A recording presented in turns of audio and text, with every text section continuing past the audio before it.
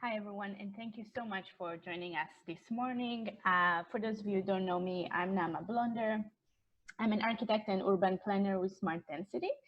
Since COVID started, we had a series of webinars on topics that I personally found interesting, housing and affordable housing and development related. And I reached out to Nancy Singer, the Director of Strategic Initiatives of Kehila. Kehila is a nonprofit organization that also provides rental assistance. And I'm also a board member of Kehila for the last almost 4 years. And I reached out to Nancy with a question that I found interesting, and I figured that if I find it interesting, probably others would do too. And I thought it would be a good topic for a webinar. And the question was, why is it so challenging and difficult and unaffordable to build affordable housing? And I couldn't believe the level of interest. We have hundreds of people registered to the webinar today. So thank you so much. By the way, I'm so proud that it's actually a wide range of professional backgrounds, from the private sector to the public sector, municipalities, members of the public, and not only in Canada, and actually across Canada. So we have people from Guelph and Mississauga and Ottawa and Vancouver, but also from New York. So hi, everyone, and thank you so much. And obviously it just speaks to how much of a problem and a challenge it is as cities are facing and facing and dealing with their housing crisis. And with that, Nancy Singer, thank you. I guess I'm going to start again, but I only have 30 minutes, so I do tend to talk quickly, so I'm going to try and slow it down a bit. But I just wanted to say that as a disclaimer, Nama is a very valued board member of Kehila and a very creative thinker, and kind of the brains behind some of the past events we've done, like Tall Timber and Moving Modular Forward. A modular design, obviously. So I know there's hundreds of you out there, and I had a quick look at the list before we started, and I know a number of you, so I'm glad that there are friendly faces in the audience that I can't see today. And especially people coming from New York. Yeah, we're all in this together. And I've been to New York many times, and actually have been there on study trips to look at housing programs and rebuilds. So I can, identify with your problems. We all can. As I said, we're all in this together. This is not a Toronto, though this topic today and the numbers today are Toronto-based and focused. This really is a universal problem. All major cities in the world are facing affordable housing crises and short supply. I think what COVID has done, and I'm going to say something positive about COVID, which is kind of difficult since we've all been in a very surreal world for the past number of months and we don't know where we're heading towards. It has finally brought the need for affordable housing to the top of the forefront of every political agenda. But it's made the connection, more importantly, between housing and health, and also mental health well-being, that the three are completely intertwined. You almost can't separate one from the other. And until we achieve those, that combination of the housing we provide for all populations, we really will not make any progress. So with that, I'm going to delve into, affordable housing and why it's unaffordable to build. And I have to be very, I guess it's a broad brush. Let me just say that, because it's 30 minutes and there could be courses and chapters on each component that I'm going to talk about. So I'm just want to, try and condense it as much as possible and hopefully help with the struggle we're all having. So the agenda this morning is a brief introduction, which you just heard, what this is about, definitions, incentives, exploring the numbers, which I will focus a bit more on, and then the lessons that we've learned from COVID. So briefly, this is who I am, this is my background. It's suffice to say that I've been doing some aspect of affordable housing for over 40 years. So if you do the math, I'm definitely a senior.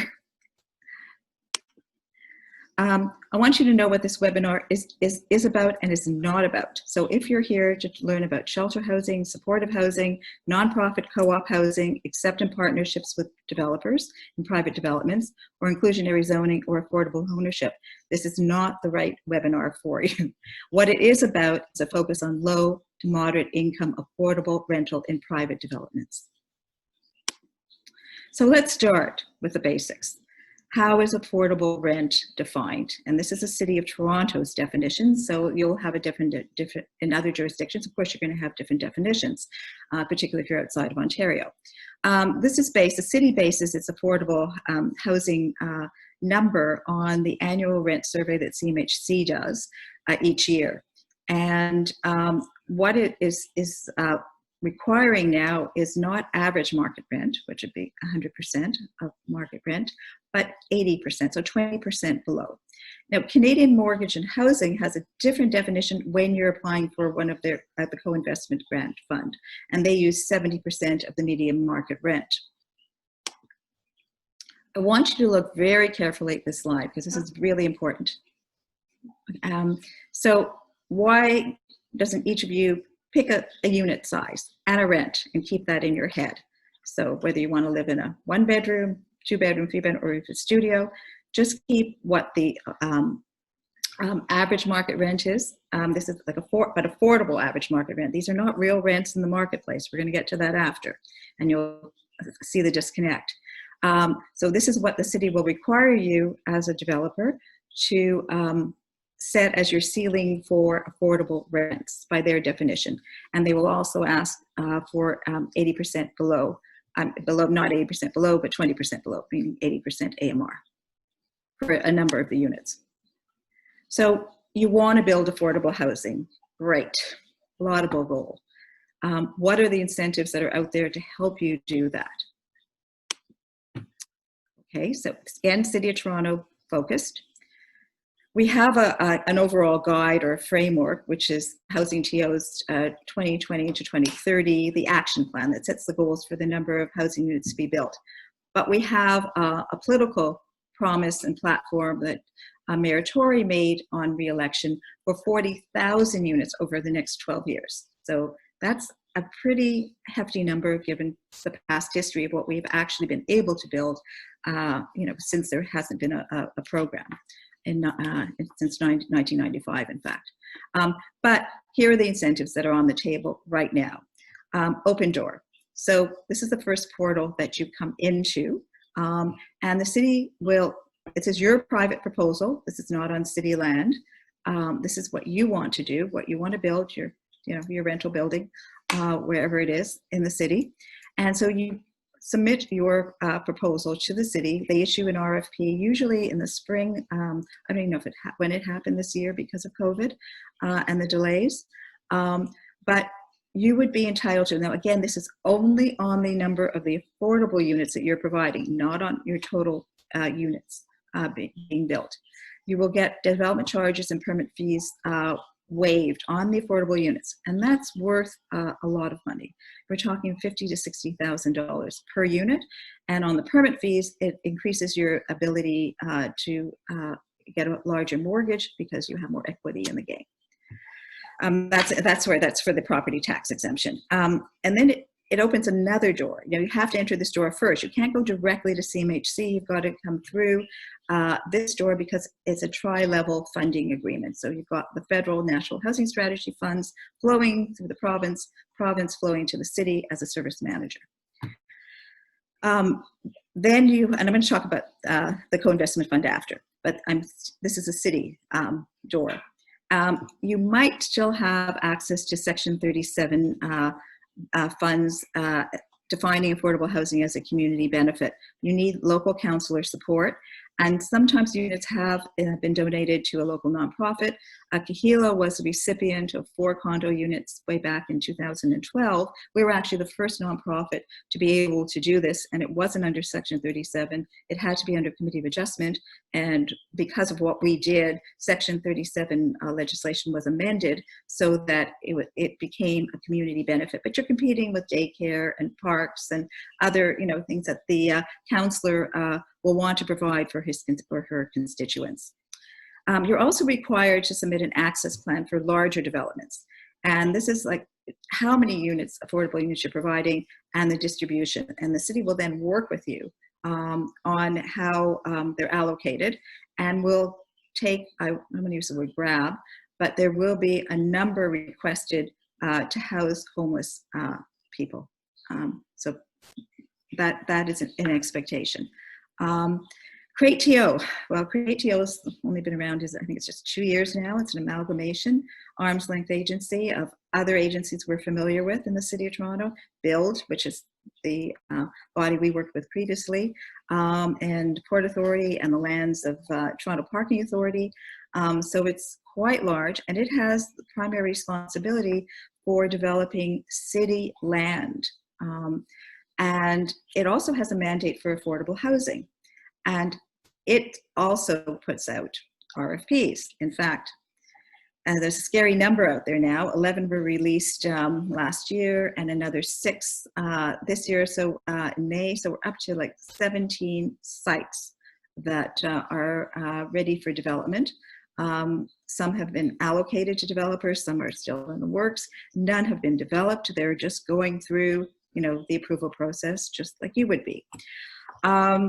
So each of their RFPs have a specific site-specific criteria. So it's not across the board, but there is a requirement to reach lower income, and that's really encouraging. So, and we're talking about 40% below. So we're targeting 21,000 to 56,000 household income. So we're getting, pretty low. And there won't be that many units in that category, but at least it's something. The city, this is the bonus to the developer.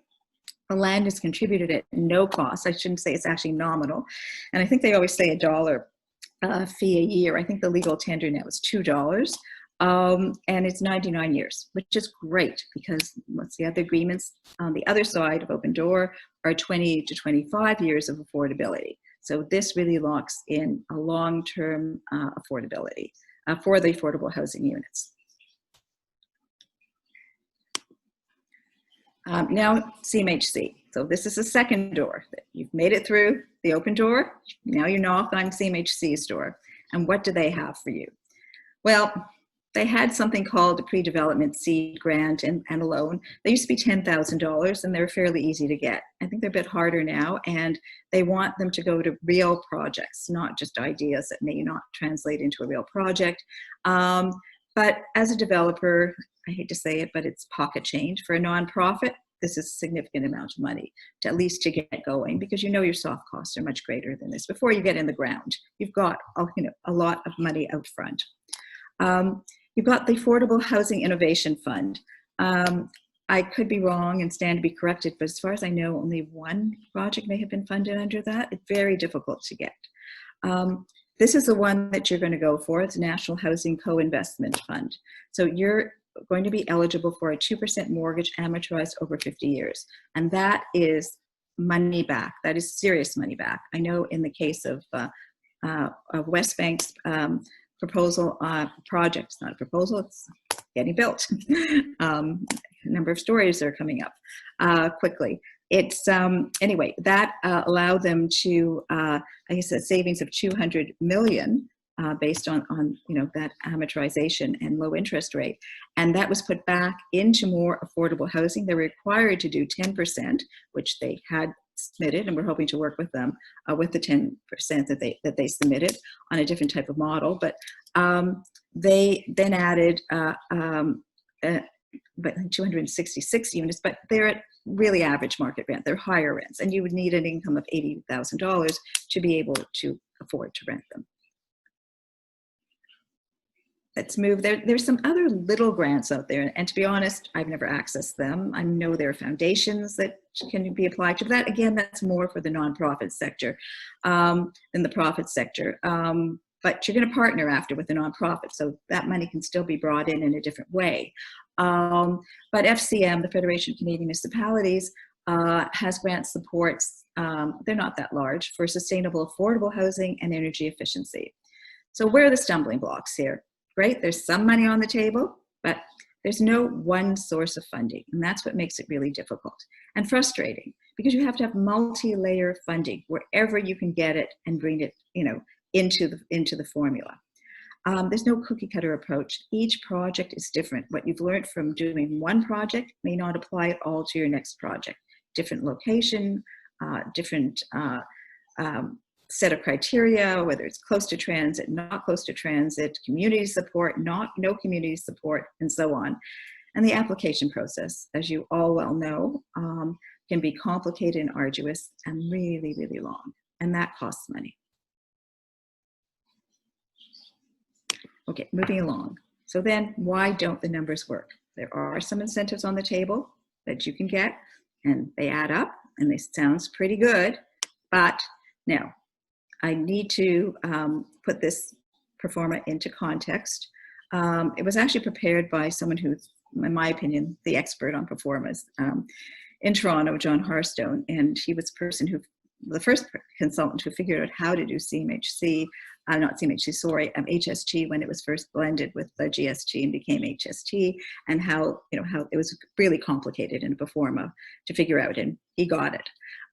So what we're looking at is a particular reason why I've chosen this example, because missing middle, well, the city just came out with a report on missing middle and the opportunities for it. And there is a lot of opportunity in the city of Toronto for this product and to increase the supply of housing.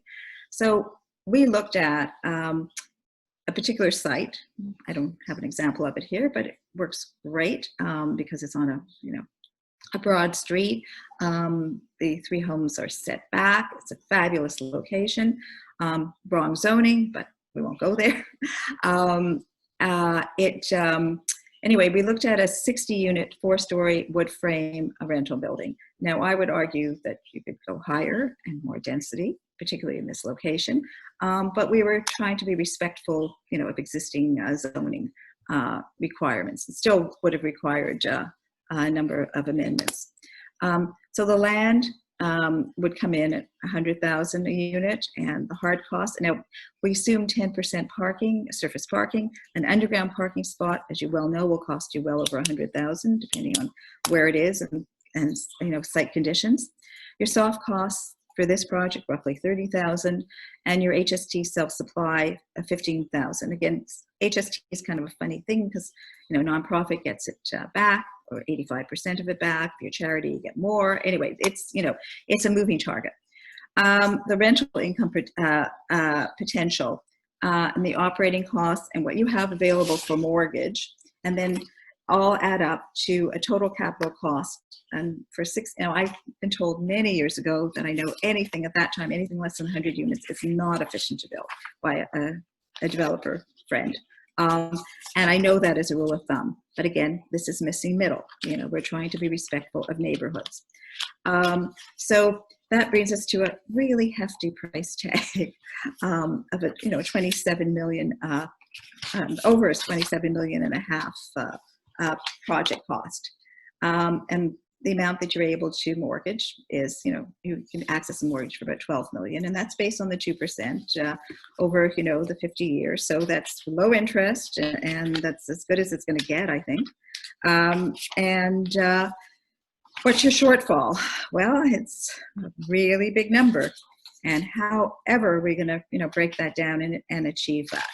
So the irony of that, and there is irony here, is that in the old days, and it's going to date a few of us, when there was a social housing program, and even after that, early open door initiatives, actually for a nonprofit, you were able to access $150,000 per unit. Now that's a magic number, because that was the number which we used to call maximum unit prices that you could get when you were building social housing.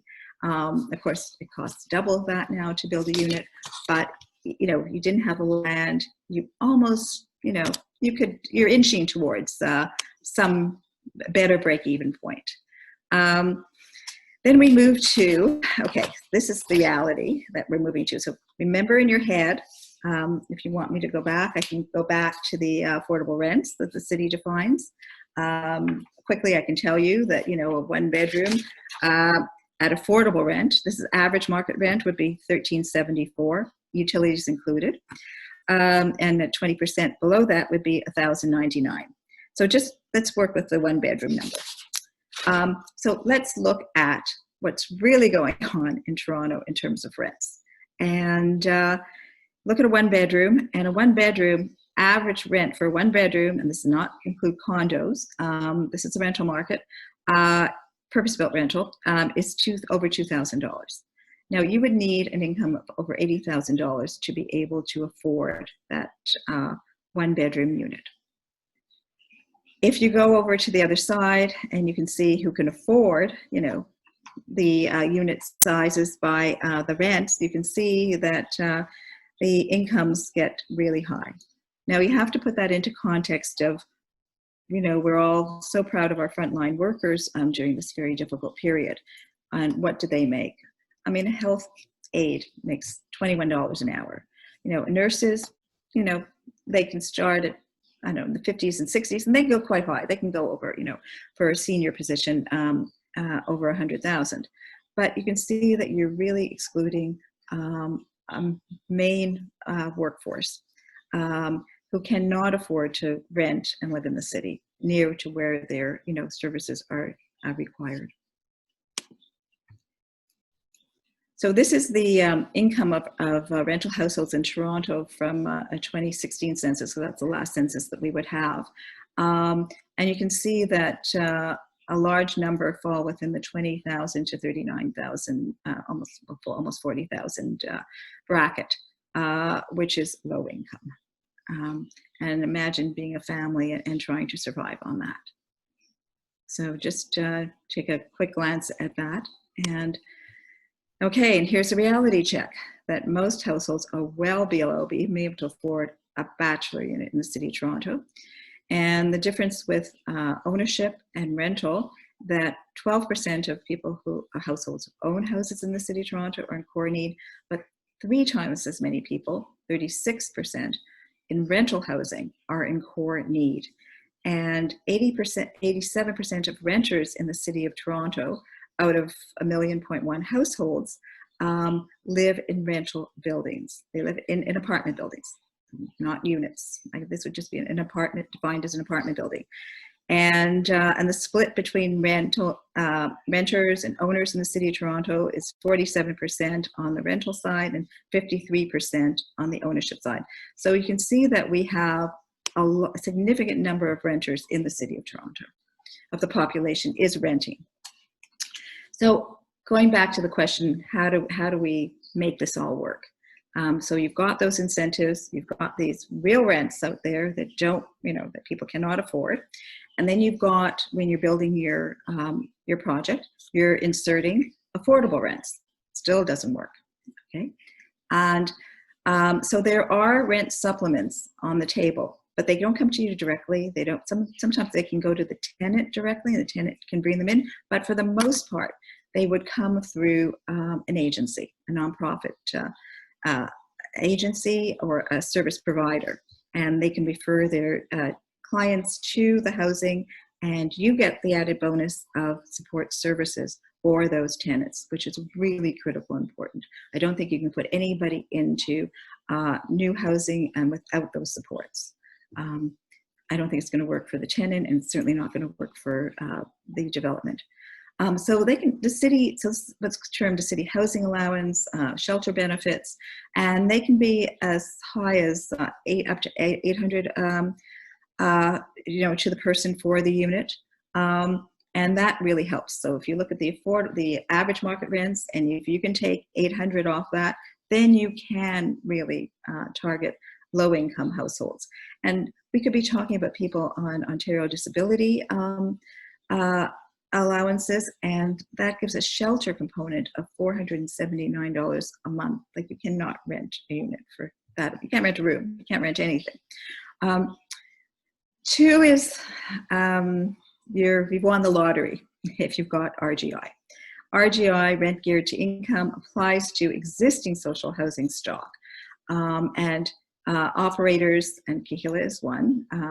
We have 3 buildings under, you know, separate names, and but and legal boards, but separately incorporated boards. But we have operating agreements with the service manager of the city. And so that continues. And the people, and we have different ratios of RGI in each of the buildings. So one building, which was built under a federal program, is 50% market rent, 50% RGI, but we keep shifting that. And then we also have 70-30, which is more the norm, 70 being the RGI component. And how do you get one of those units? Well, those are the 100,000 plus people that are on the Housing Connections wait list, and there's a 10-year wait list, for one of those units across the city. So that's that identifies a serious problem. If you are a transfer agency, for example, mental health, will access rent assistance through Ministry of Health, and there are other transfer agencies that the developmentally challenged will access rent assistance through the Ministry of Community and Children and Community Social Services, and that can be up to $900 a month. So again, now we're bringing it down to far more realistic affordability level. The problem is Canadian Mental Health Association has the rent supplements. They don't have the units. They don't build their own housing. They're looking to access units in private development, and that's really difficult. Then there's financial assistance. This is more like one-time assistance. It could be the rent bank, emergency, rent payment, and government support. Like as I mentioned before, ODSP, which is I think $1,200 and change a month. Very hard to live on that. CERB gives you more money than that. And then there's private assistance programs, and there's some municipal ones too. I know that Peel has one. So at Kahila, we started a private rent assistance program about 6 years ago, and we fund up to $300 a month. We don't base it on the norm, or the rule of thumb has always been you should be not paying more than 30% of your gross income on rent. Our program is based on 35%. And we're currently helping almost 300 households. And that program is funded mainly by the private development community. We have almost 40 developers supporting it, and one large philanthropist and one foundation. We stopped building our own housing. We learned a number of years ago that we couldn't afford to, and it made no sense. So what we do now is we access units from new developments, work with partnership with developers, and those units are the affordable units that we are then allocated for us to rent for a set period of time, and usually it's 20 to 25 years. One we're working on now is only 10 years because of an OMB decision. But we then still have to bring in our private rent assistance to make those units affordable to the population that we're serving. So we're talking about vulnerable populations. Okay, this is this to me, for me personally, this slide is really important. It's about partnerships. If we don't all work together, we're not going to get, to the goals that I think we all want to achieve, whether we're private, nonprofit, government. We all do want to get there. And we have to learn to work better together. And right now, there's barriers to us meeting each other, and it's almost like done informally. Someone knows about you and you make the connection, and then you're lucky enough to get access to some units in a private development. I think there has to be a better system of doing that than the current way. And I am actually having a conversation tomorrow with a senior person at the Innovation Fund at CMHC who works on apps.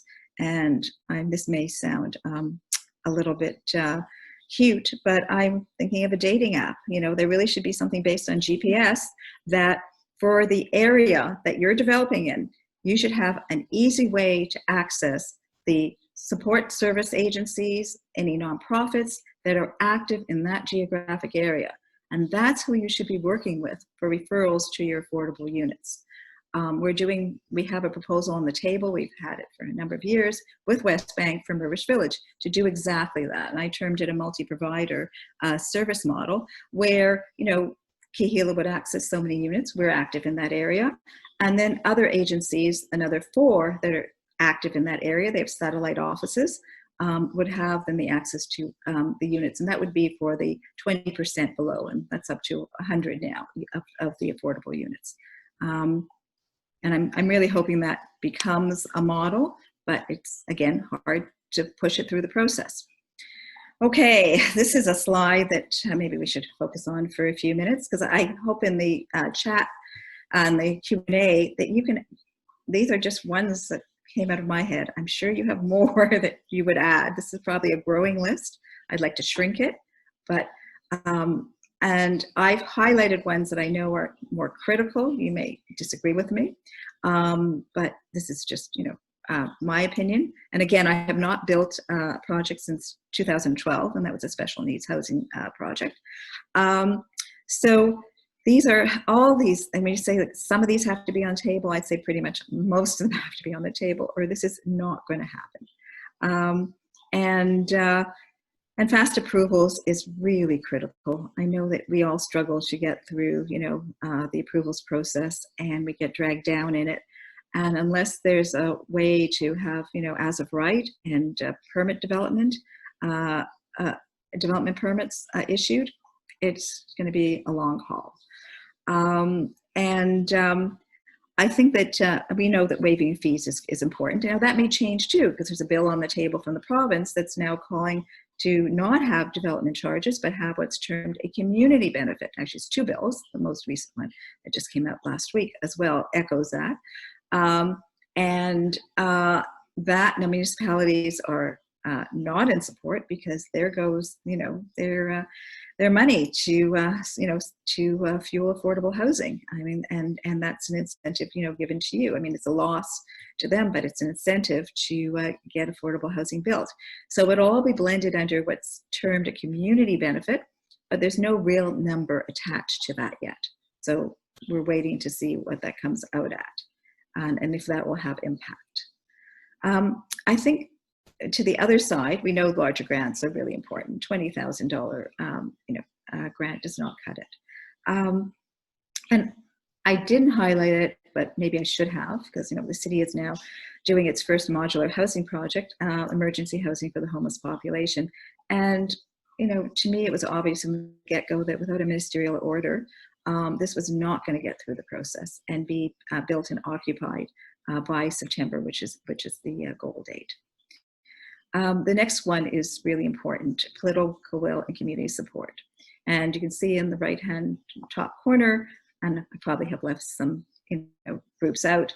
There are so many groups that are active in the area of webinars. I mean, you could be on a webinar almost every hour of the day now on a housing-related topic. And support groups, and trying to do yes in my backyard. But we have a major problem in the city of Toronto. We have the yellow belt, and we have boomers like myself who were lucky enough to buy homes when they were affordable. Our kids can certainly not afford them now. My son blames our generation for that. And houses have become our cash cow. They're our retirement funds. Of course, they're inheritance, but they're also a commodity, and that's caused a problem in the market, that young professionals cannot afford to get into the housing market, and particularly they can afford to get into the condo market, but not into a single family house. And then you have to question the single family zoning and the restrictions. Now, of course, we're allowing laneway housing, and hopefully we'll look at a better gentle intensification permissions. But there's so much opportunity, and I've seen, again, on early webinars in COVID, really creative ideas of backyard houses, and dividing the Rosedale mansions into multi-generational units. We have housing stock, and I think the number was something about 100,000 units could be created with housing that's already built on the ground through conversions. So that's not new build. So we have that potential.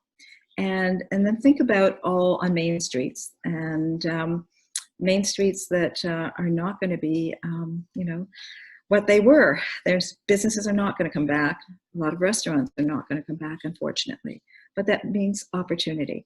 There's a great, well, actually, that's in the COVID slide, so maybe I'll save that because there's a great graphic of what could be done on a main street.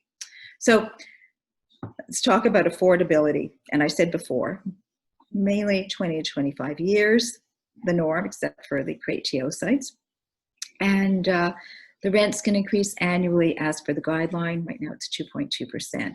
It'll be interesting to see what happens in the fall in terms of rents in the City of Toronto, because we're not going to have the foreign student migration that we've had in the past and what impact that will have. So the first time we actually may see, more vacancies and lower rents.